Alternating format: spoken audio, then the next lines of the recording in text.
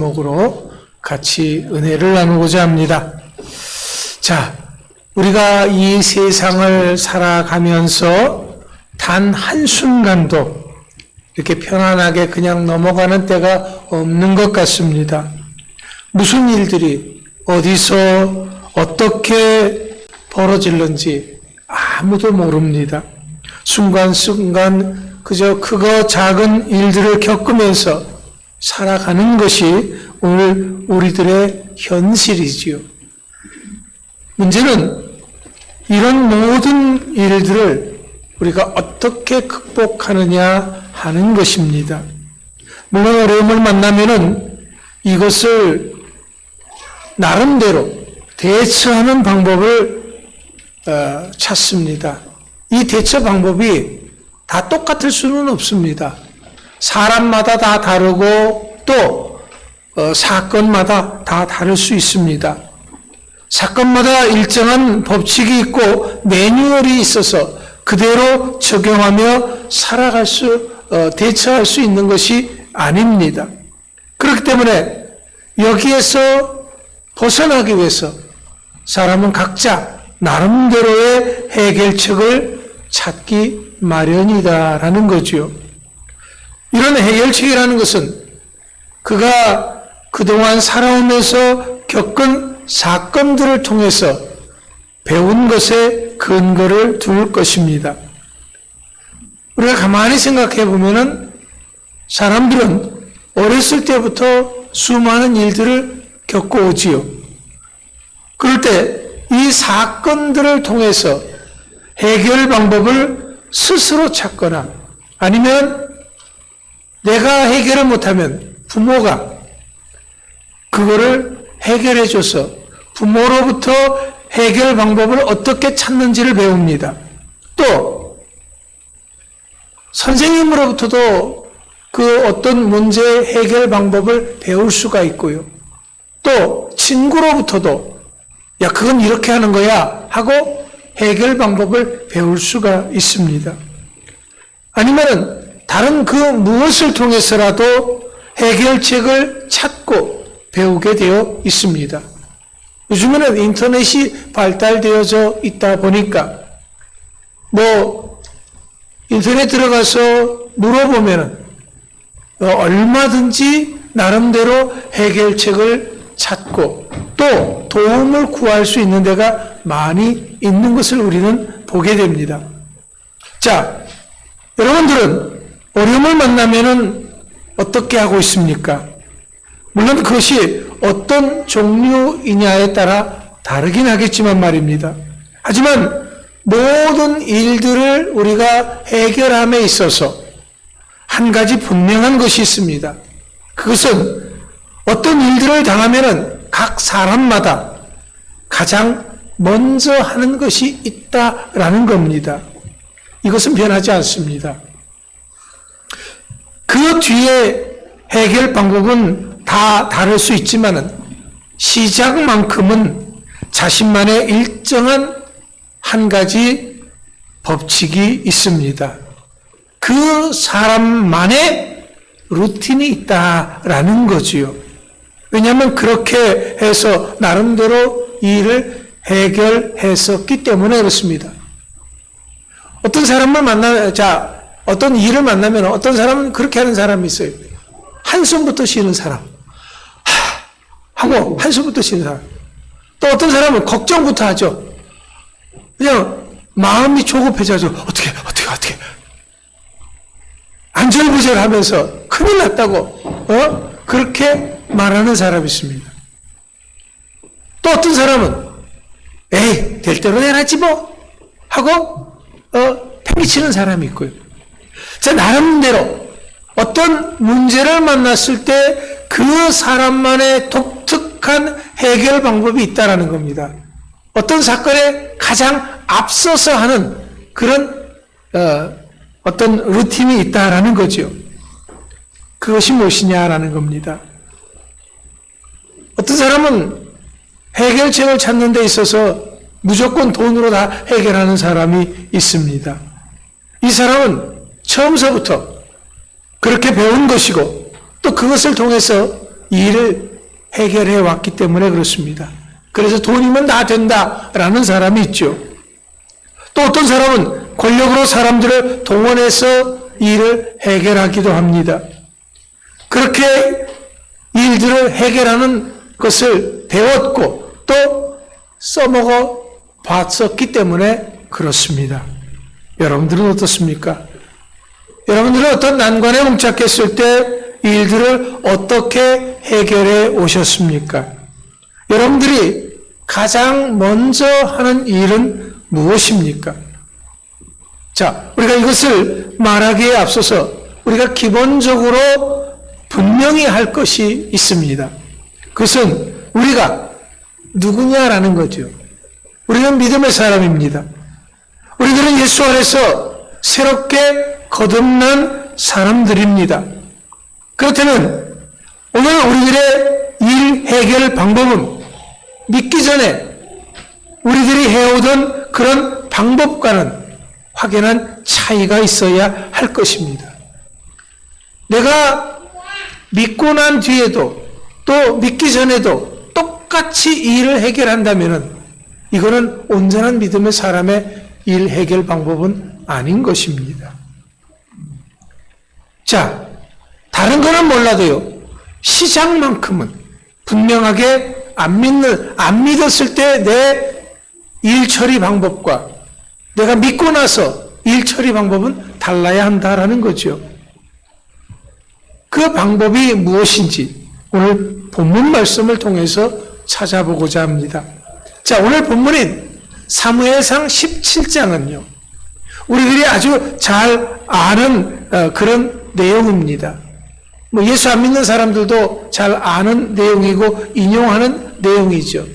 어린 소년 다윗이 물맷돌 하나로 거인 골리앗을 물리친 내용입니다.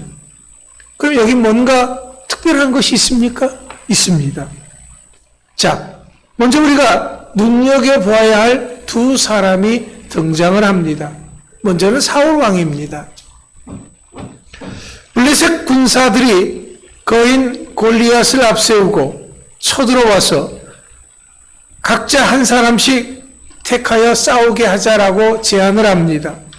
그렇게 해서 이긴 사람이 진 사람의 나라를 종으로 삼자라는 것이지요. 그러면서 이스라엘을 모욕합니다. 이때 사울왕과 이스라엘 군사들은 이 말을 듣고 놀라서 두려워합니다. 왜냐하면요, 이스라엘 사람들, 사울 왕과 이스라엘 사람들의 어떤 일 해결 방법은 눈에는 눈, 이에는 이 하는 시기였기 때문에 그렇습니다. 거인이 왔으니까 거인이 나서야 하는데 이스라엘에는 블레셋의 거인 골리앗만큼 그렇게 이 골리앗을 상대할 만한 그런 거인이 없다라는 거지요. 그래서 두렵고 떨리는 것입니다. 큰일 났다 생각한 것이고 이제는 꼼짝없이 죽었다. 앞이 캄캄한 것입니다. 나중에 다윗이 나서서 싸우고자 했을 때도 사울 왕은 다윗에게 그의 갑옷과 칼을 주어줍니다. 왜? 상대방과 같은 준비를 하게 하는 거지요. 군인은 그렇게 싸워야 한다라는 겁니다. 싸움은 이렇게 하는 것이다라는 거지요. 왜냐하면 이제까지 그렇게 해왔기 때문에. 그러니까 사울 왕의 문제 해결 방법은 지극히 현실적입니다. 이것은 이제까지 모든 사람들이 그렇게 해왔던 방식입니다. 자, 하지만 이에 반해서 다윗의 문제 해결 방법은 달랐습니다. 이것이 하나님이 다윗을 사랑하는 이유이기도 합니다. 하지만 해결 방법이 달랐다고 해서 사랑했다는 그런 말은 아닙니다. 다윗의 해결 방법이 그러면 어떻게 했길래 그러는 것입니까? 다윗은 현실만을 보지 않았습니다. 사람을 의지하고 무기를 의지하지 않았습니다. 오직 하나님의 도우심만을 믿고 의지했습니다. 이런 사실은 사무엘상 17장 36절로부터 37절 말씀을 통해서도 알 수가 있습니다. 거기에는 이렇게 기록하고 있습니다. 주의 종이 사자와 곰도 쳤은즉 살아계시는 하나님의 군대를 모욕한 이 할례받지 않은 블레셋 사람이리이까 그가 그 짐승의 하나와 같이 되리이다. 또 다윗이 이르되 여호와께서 나를 사자의 발톱과 곰의 발톱에서 건져내셨은즉 나를 이 블레셋 사람의 손에서도 건져내시리이다. 사울이 다윗에게 이르되 가라 여호와께서 너와 함께 계시기를 원하노라. 여기서 분명히 찾을 수 있는 것은 다윗은 어려서부터 모든 일들을 하나님과의 관계 속에서 생각했다라는 거죠. 하나님을 제외하고 어떤 일들을 해결하지 않았다라는 겁니다. 자기 양을 지키는 것조차도 그 양을 잡아먹기 위해서 온 짐승을 물리치는 것 그것조차도 하나님과의 관계 속에서 해결을 했다라는 겁니다. 이것이 일반 사람들과의 확연한 차이점입니다. 자, 블레셋 사람들은 다곤 우상을 섬기는 그런 사람들입니다. 죽은 신이지요. 그렇기 때문에 이들에 대한 다윗의 생각은 이들이 지금 거인 골리앗을 내세워 아무리 큰 소리를 치고 최첨단 무기로 무장을 했다고 할지라도 살아계신 하나님 앞에서는 별 볼 일 없다라는 것입니다. 그러니까 두려워하거나 떨 필요가 없다라는 거지요. 이것이 다윗의 믿음입니다. 또 다윗이 블레셋 군사들은 할례받지 않는 자들이라고 아예 깡그리 무시합니다. 이것은 단지 블레셋 사람들이 그 군사들이 포경 수술을 하지 않았다라는 그런 말이 아닙니다. 이들은 하나님의 언약과는 아무런 관계가 없다라는 거죠. 이 말은 이들은 하나님의 보호하심을 받지 못한다라는 그런 말입니다. 하지만 이스라엘 백성들은 하나님의 백성들이고 언약의 백성들입니다. 그렇기 때문에 전능하신 하나님이 친히 지키시고 보호하시는 그런 사람들이다라는 말입니다. 그러니까 지금 다윗은 그가 지키던 양들을 공격하던 사자와 곰 같은 짐승들을 하나님의 도우심으로 이겼던 것처럼 할례 없는 자들을 충분히 이길 수 있다라는 확신을 가지고 있었던 것입니다. 이렇게 다윗은 어려서부터 하나님의 도우심을 믿고 의지하는 경험을 가지고 있었습니다. 그래서 사자와 곰도 물리칠 수 있었던 것입니다. 이것은 자신의 힘이 세고 싸움을 잘한다라는 그런 말은 아닙니다. 어떤 위기 상황 속에서 하나님을 바라보는 것을 포기하지 않았다라는 그런 말입니다.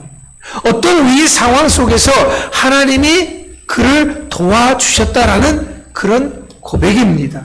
그러니까 지금 이런 대치 상황도 난감한 상황도 위기 상황도 능히 하나님께서 도와주실 것이다 라는 그런 말입니다. 보십시오. 다윗이 골리앗과의 싸움은 일반 사람들이 생각하는 그런 방법이 아니었습니다. 군사 대 군사로 싸우는 것이 아닙니다. 힘 대 힘으로 싸우는 것도 아닙니다. 칼과 칼로 싸우는 것도 아니었습니다. 자, 일반 전쟁을 하는 방법과는 전혀 다른 방법이었습니다. 본문 45절로부터 47절에서 하는 다윗의 고백을 들어보십시오.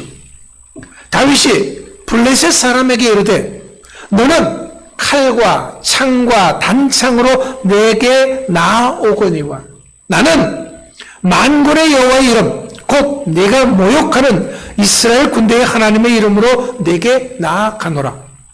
오늘 여호와께서 너를 내 손에 넘기시리니 내가 너를 쳐서 내 목을 베고 블레셋 군대의 시체를 오늘 공중의 새와 땅의 들짐승에게 주어 온 땅으로 이스라엘의 하나님이 계신 줄을 알게 하겠고, 또 여호와의 구원하심이 칼과 창에 있지 아니함을 이 무리에게 알게 하리라. 전쟁은 여호와께 속한 것인즉 그가 너희를 우리 손에 넘기시리라.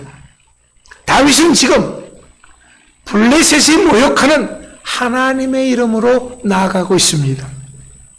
그 하나님은 만군의 여호와의 하나님이십니다. 이스라엘 군대의 하나님이십니다. 그 하나님은 오늘 이곳에서 블레셋을 치실 것이라고 하는 확실한 믿음의 고백을 하고 있습니다. 그래서 이것을 보는 사람들이 전쟁은 하나님께 속한 것임을 알게 될 것이다 라는 거지요. 어떻게 보면 조그만 녀석이 완전 똥배짱입니다. 그렇잖아요. 이스라엘 모든 군대가 이 골리앗 앞에서 다들 어떻게 할 줄을 모르고 벌벌 떨고 있는데 갑옷도 입지도 않고 칼도 들지도 않아. 그저 물맷돌 하나 들고서는 골리앗 앞에 나가서 큰 소리 치고 있으니까 참 맹랑한 녀석이지요.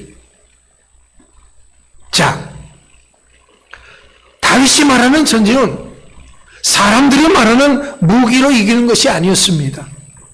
세상 사람들은 그렇게 생각하는지 몰라도 적어도 하나님의 백성은 그렇게 생각해서는 안 된다는 것입니다. 왜냐하면 모든 것의 주관자 되시는 분이 우리 하나님이시기 때문에 그 하나님이 우리의 흥망성쇠를 쥐고 계십니다. 인간의 모든 일들의 성공과 실패를 쥐고 계신 분이시다라는 거죠. 이것이 다윗의 고백이고 이것이 다윗의 문제 해결 방법입니다. 그렇다면 오늘 우리들의 고백이어야 되고 우리들의 문제 해결 방법이어야 할 것입니다.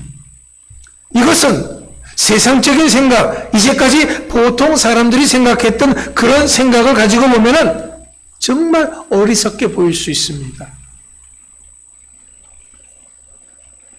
황당한 이야기로 보일 수밖에 없습니다.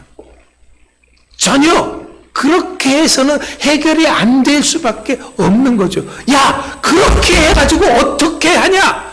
오히려 걱정거리만 안겨주는 것일 수밖에 없습니다. 왜? 그렇게 하는 것은 이전에 해오던 방식이 아니거든요. 어떤 문제를 만났을 때 기존에 사람들이 해오던 방식이 전혀 아니다라는 거예요. 상식적인 그런 선에서 생각할 수 있는 해결 방법은 아니다라는 거죠. 자, 그렇다면 결과는 어떻게 되어졌습니까? 세상 사람들이 생각하던 대로 다윗이 골리앗에게 졌습니까? 아닙니다. 전혀 예상하지 못했던 일이 벌어졌습니다. 갑옷을 입지도 않았던 다윗, 칼도 없었던 다윗이 작은 물맷돌 단 하나로 골리앗을 물리쳤기 때문입니다. 그의 칼로 그의 목을 베었습니다. 다윗의 문제 해결 방식은 항상 이런 식이었습니다. 이것을 통해서 다윗이 문제 앞에서 항상 먼저 하는 일이 무엇인지를 분명히 알 수가 있습니다. 그건 뭡니까? 기도하는 것입니다. 하나님의 도우심을 구하는 것입니다. 모든 것에 열쇠를 가지신 분이 하나님이심을 믿기 때문입니다.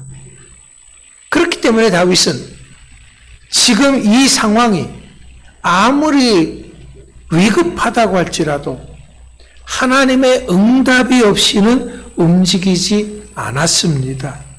이것이 다윗이 하나님께 사랑받는 비결인 것입니다. 하지만 사울 왕은요, 항상 그가 하던 방식을 벗어나지 못했습니다. 사울 왕은 칼과 창으로 일하는 사람입니다. 눈에 보이는 방법으로 일하는 사람이란 그런 뜻입니다. 사람들은 말합니다. 위기 상황일수록 새로운 것을 시도하지 말고 하던 대로 하는 것이 가장 안전한 방법이다라고 말입니다. 우리 그런 것은 우리들도 흔히 듣는 말입니다. 그렇게 가지고 어떻게 하려고 그래? 그렇게 하면 안 되지. 그걸 이렇게 해야지 하고 세상 사람들이 코치를 하지요. 그러면서 그 사람들은 말합니다. 야, 기도만 한다고 되냐? 이렇게 하고 저렇게 해야지. 예. 보십시다. 사무엘상 13장에 보면은 블레셋이 이스라엘로 쳐들어왔을 때 사무엘 선지자가 사울 왕에게 정한 기간 동안 기다리십시오라고 말합니다. 자, 그런데 지금 눈앞에는 블레셋 군사들이 코앞까지 쳐들어와서 공격을 하고 있습니다.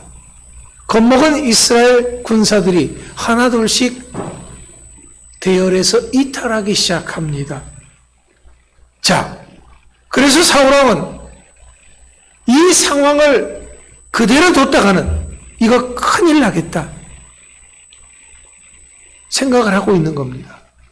근데 문제는요, 오겠다고 했던 사무엘이 오지를 않는 거예요.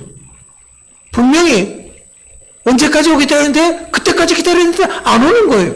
그러니까 마음이 너무 조급해진 거예요. 자, 그래서 사울왕이 어떻게 했습니까? 사무엘을 기다리지 못하고 자신이 직접 번제를 드리게 됩니다. 이것은 사울왕이 자신이 직접 나서서 난관을 해결하고자 생각했기 때문에 그렇습니다. 사울왕은 이런 상황 속에서 가만히 있으면 안 되겠다 생각을 한 겁니다. 내가 움직여야 된다라는 거죠. 하나님의 뜻을 찾기 위해서 기도하고 기다리는 것은 굉장히 무모한 행동으로 생각한 것입니다. 그래서 이스라엘 군대 앞에서 뭔가 보여주고자 시도했던 것입니다. 그것이 하지 말라고 했던 번제를 드리는 것입니다. 이것이 언제나 위기 상황에서 사울 왕이 해왔던 방식입니다. 바로 이것이 다윗과는 확연한 차이를 만들었던 것입니다. 그런데 사울 왕과 같은 이런 방식이 사람들에게는 통할 수 있습니다. 왜? 뭔가를 보여주니까. 그 사람들의 마음을 그래도 휘어잡을 수가 있으니까. 하지만 문제는 하나님입니다. 하나님 앞에서는 어떻습니까? 하나님 앞에서는 통하지가 않아요. 하나님 앞에서 인정받지 못합니다. 오히려 이 사건을 계기로 해서 사울왕은 하나님으로부터 더 이상 왕으로 인정받지를 못하게 됩니다. 버림받은 계기가 되는 거죠. 실패하는 인생으로 접어들게 되는 것입니다. 사랑하는 성도 여러분, 우리들은 어떻습니까? 우리들도 어떤 난관에 봉착하게 되면은 사울 왕과 같은 방식으로 문제를 해결하는 사람들입니까? 아니면은 다윗의 방식으로 문제를 해결하는 사람들입니까? 성경은 분명히 우리들에게 이렇게 말합니다. 하나님은 우리들을 단 한순간도 잊은 적이 없다고요. 우리들의 모든 것을 알고 계시는 분이 하나님이십니다. 하나님은 우리를 독생자 예수 그리스도의 십자가의 보혈로 구원하셨기에 우리들에게 좋은 것을 주시는 분이시라는 것입니다. 언제 어디서나 우리를 도와주실 완벽한 준비가 되어 있는 분이 바로 나의 하나님이십니다. 그럴 만한 능력을 갖고 계신 분이 우리 하나님이시다라는 거지요. 우리 하나님은 전능하신 하나님이시기 때문에 그렇습니다. 우리 하나님은 창조주 하나님이시기 때문에 그렇습니다. 나를 지키시는 하나님은 졸지도 않고 주무시지도 않는다고 말씀했습니다. 그렇기 때문에 걱정하거나 염려하지 말라라는 것이죠. 뭔가 하려고 시도하지 말고 먼저 뭐 하라는 거예요? 기도하라는 겁니다. 이제부터 다윗과 같이 무슨 일을 만나도 걱정하고 염려할 것이 아니라 먼저 기도하는 여러분들 되시기 바랍니다. 모든 일들의 주관자 되시는 하나님의 역사하심을 믿고 맡기는 삶을 사는 여러분들 되시기 바랍니다. 지금 내 눈앞에 펼쳐지는 현실만을 보고 더 이상 두려워 떨지 마시고 그 뒤에 승리 주시고자 하시는 하나님을 바라보는 것을 주저하지 마시기 바랍니다. 사람들이 뭐라고 하든 내가 하나님께서 내게 주신 말씀대로 하나님이 내게 하라고 하시는 그것대로 행하는 것을 주저하지 마시기 바랍니다. 굉장히 두려울 수 있습니다. 왜? 그렇게 하면 될까? 사람들은 그렇게 안 해봤기 때문에 왜 그렇게 하느냐고 난리를 치기 때문에. 기도한다고 돼? 그 가만히 있어서 될 일이야? 자꾸 우리들에게 뭔가를 시도하게 만든다라는 거죠. 그러나 우리가 기도한다고 하는 것은 모든 것의 주관자 되시는 하나님을 믿는다고 하는 것입니다. 우리는 하나님을 믿는 사람들입니다. 하나님을 믿는다고 한다면 하나님 어떻게 할까요? 내가 지금 이 상황에서 하나님 어떻게 해야 되지요? 점심 먹지 말고 가. 그럼 가셔요. 점심 먹고 오후 예배도 드려야지. 그럼 그렇게 하세요. 그건 우리가 하나님 앞에 기도하고 할 일이죠. 무슨 일을 하든지 작은 일이 뭐 그것까지 기도해요? 아니에요. 작은 일이든 큰 일이든 우리는 하나님 앞에 물어야 되는 거죠. 묻고 기다릴 것은 기다리고 하나님이 내게 응답 주시는 그 응답을 따라서 여러분 주저없이 나가시기 바랍니다. 여러분 바로 믿음으로 그렇게 한 발짝 한 발짝 옮길 때 하나님의 놀라운 역사는 나타나는 줄 믿습니다. 이제부터는 어떤 난관에 봉착했다고 할지라도 다윗과 같은 그런 믿음으로 나아갈 수 있는 여러분들 되시기 바랍니다. 제가 재밌게 봤던 영화가 인디아나 존스라고 하는 건데요. 거기 보면은 이제 성배를 찾아서라는 그 편이 나오는데 그 마지막 성배를 찾는데요. 그 마지막 장면이 어떻게 되냐 그러면은 이제 절벽이에요. 절벽의 저 끝에 동굴이 있는데 거기를 가야 되는 거예요. 그런데 길이 없어요. 보니까 이 낭떠러지 천야마냐한 낭떠러지예요. 근데 저기는 어떻게 건너갔냐라는 거예요. 다리가 없는데 어떻게 건너갔냐라는 거예요. 근데 믿음으로 가라라는 거죠. 아니 내가 한 발짝 디디면은 떨어져 죽는데 어떻게 믿음으로 가냐고. 보여야지 갈 거 아니냐고. 뭔가 있어야지 할 거 아니냐고. 자, 이럴 때 어떻게 합니까? 주인공은 믿음으로 한 발짝을 내딛지요. 그랬더니 어떻게 돼요? 거기에는 다리가 있었던 겁니다. 왜? 이게 겹쳐져 가지고 내 눈에 보이지 않았을 뿐이지 있었던 것이죠. 믿음으로 가는 곳이다라는 거죠. 여러분, 이러한 것이 오늘 우리들의 상황도 마찬가지입니다. 믿음으로 하라는 거죠. 한번 시도해 보십시오. 골리앗을 다윗이 물리칠 수 있었던 것은 믿음으로 했기 때문에 그렇습니다.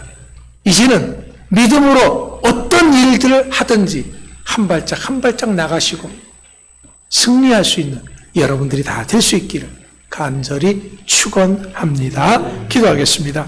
하나님 감사합니다. 참으로 우리들의 문제 해결 방식은 어떤 위기 상황에서 한숨 짓고 어찌할꼬 걱정하고 염려하던 우리들이었습니다. 그러나 이제는 달과 같이 염려할 것이 아니라 기도하고 하나님의 때를 기다릴 수 있는 우리가 되게 하여 주시옵소서.